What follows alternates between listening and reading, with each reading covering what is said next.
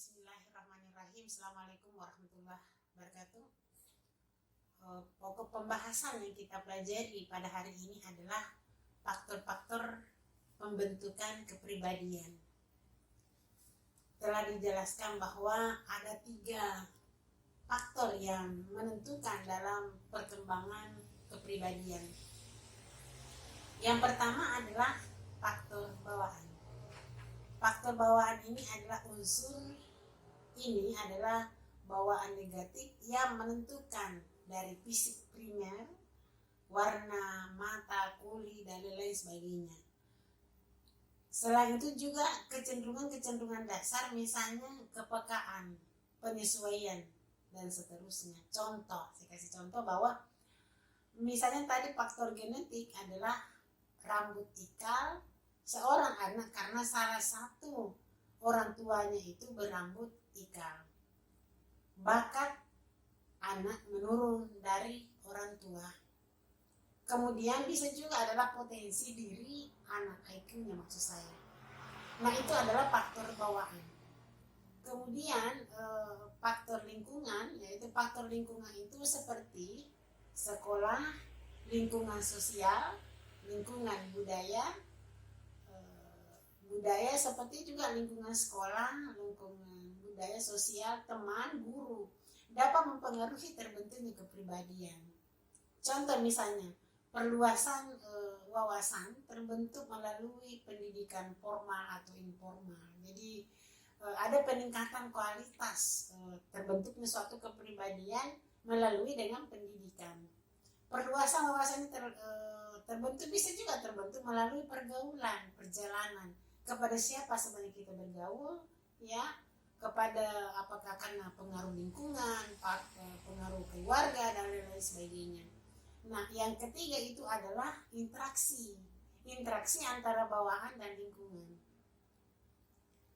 Interaksi yang terus menerus antara bawaan serta lingkungan menyebabkan timbulnya perasaan aku, diriku, dalam diri seseorang, pengalaman masa kanak-kanak, ya, katakanlah pengalaman masa kanak-kanak, anak yang sering dipukul, maka cenderung pada saat dewasa menjadi sadis, menjadi kejam.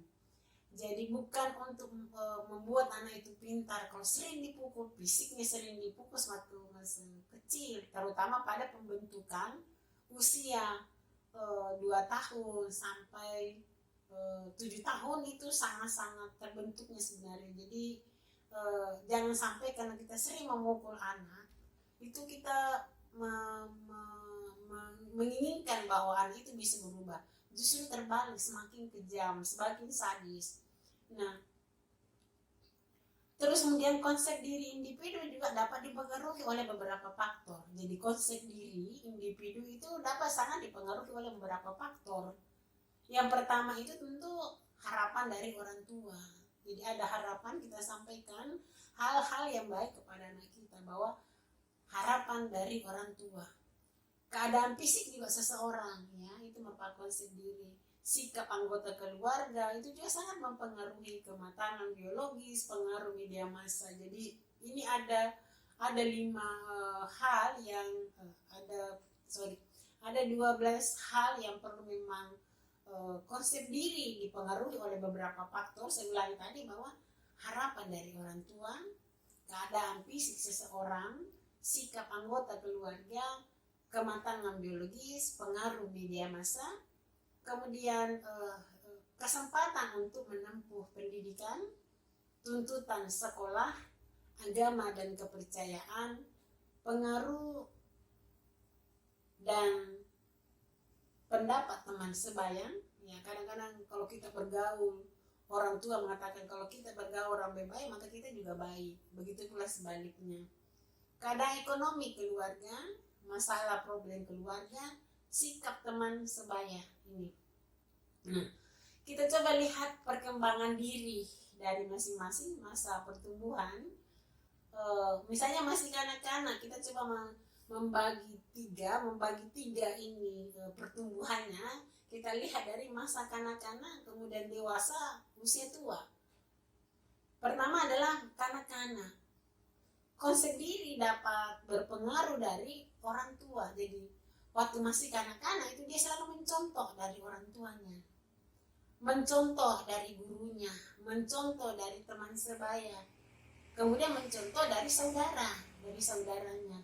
Jadi ini juga sangat konsep diri ini sangat berpengaruh terhadap anak tersebut. Terus kemudian jadi memang kita sebagai orang tua itu harus memberikan contoh kepada anak kita. Jangan sampai kita mengharapkan anak itu harus jujur sementara orang tuanya tidak jujur. Jadi ini harus hati-hati nih memberikan contoh. Begitu pula dengan gurunya, guru, dosen dan lain-lain. Guru pada saat dia taman kanak-kanak itu sangat-sangat suka meniru perkataan apa yang disampaikan oleh gurunya, temannya, saudaranya dan sebagainya. Nah, ketika beranjak pada dewasa, konsep diri dapat berpengaruh dari majikan, pimpinan, lingkungan. Nah ini, pasangan hidup, kemudian teman, anak, orang tua. Nih, jadi ada beberapa hal sebenarnya yang mempengaruhi ketika kita dewasa. Itu konsep diri itu dapat berpengaruh dari pimpinan. Kalau kita bekerja, atau majikan, lingkungan, pasangan hidup, misalnya teman, anak, orang tua. Tetapi lain halnya dengan kalau kita ada lagi konsep diri itu dapat berpengaruh dari usia tua. Ini usia tua ya, itu terpengaruh oleh anak, tetangga, pasangan hidup, cucu. Ini juga yang terbentuk untuk itu. Saya mencoba memberikan contoh bahwa saya adalah seorang manajer. Saya orang manajer. Membuat satu aturan bahwa jam 7.30 ya, jam 7.30 tank masuk kantor. Ketika misalnya kita terlambat setengah jam, terlambat 1 jam, maka karyawan itu ada pemotongan gaji. Nah, kita harus hati-hati membuat satu aturan. Jangan sampai kita seorang manajer atau kepala bidang atau kepala bagian atau kepala subbagian menerapkan satu aturan, tetapi aturan itu diperuntukkan pada orang di bawah, pada bawahan, pada karyawan, tetapi dilanggar oleh pembuat kebijakan tadi. Nah, kalau pembuat kebijakan atau pimpinan tadi yang membuat satu aturan lalu dia sendiri melanggarnya, hati-hati. Ketika pun menurut orang psikolog yang menurut saya, ketika nanti memiliki anak, maka anak nanti itu sifat dari perilaku orang tua tadi menurun kepada anaknya, bukan untuk pintar, tetapi dia adalah egois, dia adalah ambisi. Itu tadi, jadi kita harus hati-hati. Apalagi kalau kita mengambil hak orang lain, itu hati-hati loh, sifat dari orang tua menurun kepada anak. Nah, kadang-kadang ada orang tua mengatakan begini nih, kenapa sih anak ini nakal sekali? Kenapa sih anak ini tidak jujur? Kenapa anak ini egois, emosional, dan lain sebagainya? Mari kita periksa diri kita sebagai orang tua. Apa yang pernah kita lakukan? Apa yang pernah kita lakukan itu berimbas kepada anak kita, ya. Sehingga banyak contoh-contoh ya, yang misalnya juga katakanlah kita terlalu mengkhawatirkan. Mungkin juga ini terjadi pada diri saya, karena mengkhawatirkan, padahal mungkin tidak ada masalah. Nah, terlalu mengkhawatirkan bahwa dia tidak mampu, dia tidak bisa, nanti ada apa-apanya, maka anak nanti akan sifat dari orang tua menurun kepada anaknya itu adalah cenderung tidak percaya diri, tidak self confidence. Yang saya bisa sampaikan, berarti ada 3 hal tadi yang pertama yang dalam pembentukan kepribadian, yaitu adalah faktor bawaan, yang faktor lingkungan, interaksi antara bawaan dan lingkungan. Terus kemudian selanjutnya saya mencoba tadinya adalah faktor yang pembentukan kepribadian. Nah, lain halnya dengan ini adalah ada faktor yang penghambat pengembangan kepribadian. Faktor penghambat pengembangan kepribadian dapat dibedakan menjadi 2. Ada faktor berasal dari lingkungan, ada faktor berasal dari diri sendiri. Faktor yang berasal dari diri sendiri, faktor yang berasal dari lingkungan adalah terutama pada saat sekarang ini disebabkan oleh latar belakang sosial budaya. Dapat dibedakan bahwa sistem yang dianut, nah ini nih coba kita perhatikan, terutama nanti sistem-sistem yang dianut Sistem yang berlaku dalam lingkungan dianut merupakan penghambat tersendiri. Contoh, kadang-kadang orang mengatakan senioritas jauh lebih bagus dibanding dengan junior. Ada orang yang mengatakan usia yang lebih tua jauh lebih bagus dibanding yang masih muda. Tapi ini yang perlu. Tadi saya sudah jelaskan minggu lalu bahwa pengembangan itu pengembangan kepribadian. Jangan sampai umur bertambah kualitas yang menurun. Ini yang dimaksud ini. Kita melihat sekarang terjadi bahwa dia diangkat jadi kepala bagian, dia diangkat sebagai manajer karena senioritas, tetapi bukan kompetensinya, bukan karena kualitasnya, bukan karena prestasinya. Yang diutamakan adalah senior, karena dilihat masa kerjanya, atau mungkin ada faktor negatif barangkali ya, itu adalah kedekatan pimpinan. Ini sangat-sangat sebenarnya menghambat pengembangan kepribadian. Artinya sesuatu yang tidak bisa dipaksakan untuk bisa. Nah, mari kita lihat bahwa senioritas yang bagus, kuantitasnya meningkat, kualitasnya juga ada. Senioritasnya ada, lebih tinggi, tetapi ingat bahwa prestasinya juga pun bagus. Kompetensi yang dimiliki juga menunjang kinerja. Kadang-kadang kita salah. Kita menganggap dia senior, tapi tidak ada prestasi kerja, dan tidak ada kompetensi yang dimiliki. Sehingga kita mengangkat bahwa ini yang harusnya menjadi manajer. Padahal hanya satu aspek yang kita lihat, hanya masa kerja. Pada track record, pada kinerja yang dilakukan selama ini itu tidak ada kualitasnya, ya, tidak ada kompetensi yang dimiliki, sehingga mencapai visi misi tujuan organisasi itu mutlak untuk tidak bisa dicapai, ya, karena itu tadi bukan karena prestasi. Kita mau senioritas ada, prestasi pun menunjang, kompetensi pun memiliki pun kompetensi yang memang mendukung kinerja. Ini yang paling top. Nah, terus kemudian banyak hal yang terjadi ya, di instansi ada seseorang yang menempati suatu jabatan, dia karena senioritas, dia latar belakang pendidikannya bukan administrasi, tetapi dia ditempatkan, katakanlah dari bahasa, dari mana itu ditempatkan ke bagian hukum, ditempatkan untuk kepala bagian administrasi umum. Nah, ini kan perolehan kompetensi prestasinya itu sebenarnya tidak didasari latar belakang pendidikan yang memadai. Kenapa kita tidak mencari walaupun tidak senior tetapi prestasi, latar belakang pendidikan sesuai dengan posisi jabatan yang dipromosikan. Nah, ini yang menjadi penghambat juga sebenarnya. Yang kedua, ada juga tanggapan sistem yang diadu tadi ya, yang terjadi di dalam sistem lingkungan kerja. Ada juga mengatakan tanggapan sikap atau kebiasaan dalam suatu lingkungan budaya yang berupa tradisi atau kebiasaan. Peran wanita adalah pengurus rumah tangga. Saya pikir untuk zaman sekarang sudah tidak ada lagi seperti itu, bahwa jangan juga dikatakan bahwa peran perempuan laki-laki itu jauh lebih bagus untuk meningkatkan pendidikannya dibanding dengan perempuan. Ya, pendidikan itu perlu ditingkatkan, tidak harus menduduki suatu jabatan. Memang kodratnya wanita itu adalah ibu rumah tangga, tetapi wanita sebagai ibu rumah tangga juga harus pintar untuk mendidik anaknya, ya. Terus kemudian perlu mungkin juga saya sampaikan bahwa kita sebagai perempuan bolehlah kita jadi pejabat kalau memang kompetensi kita miliki ada.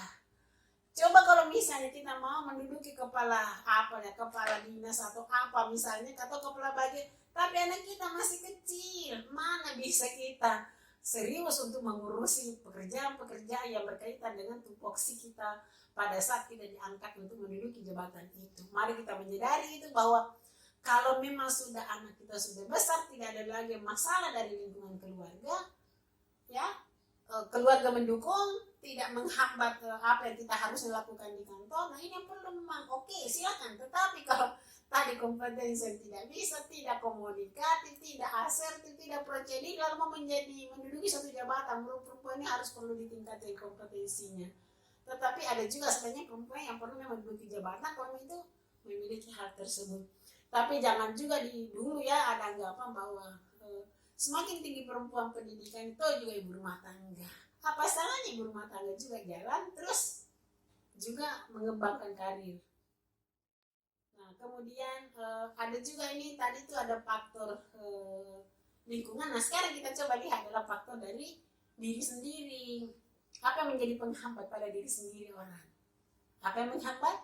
Satu adalah karena tidak adanya tujuan hidup yang jelas. Bimbang dia, pelimpang dia. Kamu mau jadi apa sebenarnya? Nggak tahu saya mau jadi apa. Padahal sebesarnya loh ini. Iya. Jadi saya harus punya tujuan, harus punya perencanaan, harus punya perencanaan yang jelas. Dengan adanya perencanaan kita laksanakan, insya Allah tujuan akan tercapai. Tapi kalau tidak ada tujuan yang jelas, tujuan hidup yang jelas, ini yang perlu. Yang kedua adalah kurang motivasi karena penilaian terhadap dirinya selalu negatif. Ini tadi tidak self confidence. Apa yang ada pada dirinya sebelum dia belum coba, tetapi dia sudah yakin pada dirinya bahwa saya tidak mampu, saya tidak bisa, saya seperti ini. Nah, ini penilaian negatif terhadap diri sendiri.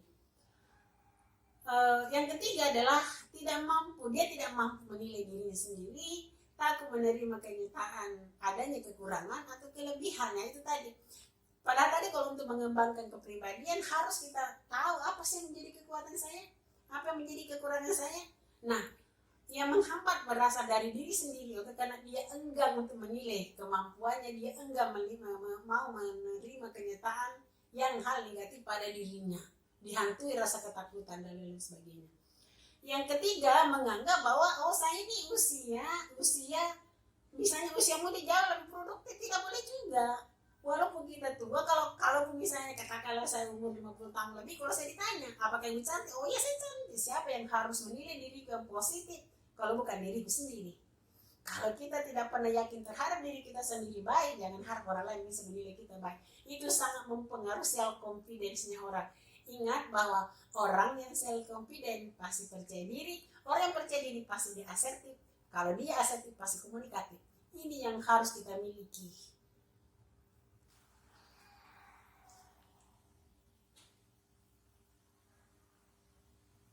Jadi itu tadi ya, bahwa ada dua hal yang sebenarnya. Ada faktor pembentukan, ada faktor penghambat yang perlu kita pelajari, yang perlu kita lakukan. Nah, untuk merubah itu, setiap hari kita menganalisa, kita mengevaluasi diri, lalu kita belajar, lalu kita lakukan latihan untuk menekan hal-hal yang kurang bagus terhadap diri kita sendiri. Tapi jangan sampai Anda berpikir bahwa saya harus berubah, total tidak bisa, harus sedikit demi sedikit. Itu yang perlu barangkali pada pertemuan ini saya akan jelaskan tentang faktor-faktor pembentukan, faktor-faktor pengembangan kepribadian yang terdiri dari faktor pembentukan dan faktor penghambat. Baik, terima kasih atas perhatiannya. Semoga ada manfaatnya apa yang saya jelaskan. Terutama ini memang gampang kita pelajari, tapi sangat sulit untuk menerapkan. Tapi mari kita coba. Mari kita latihan setiap saat untuk menekan hal itu dan untuk meningkatkan hal yang positif. Terima kasih atas perhatiannya. Assalamualaikum warahmatullahi wabarakatuh.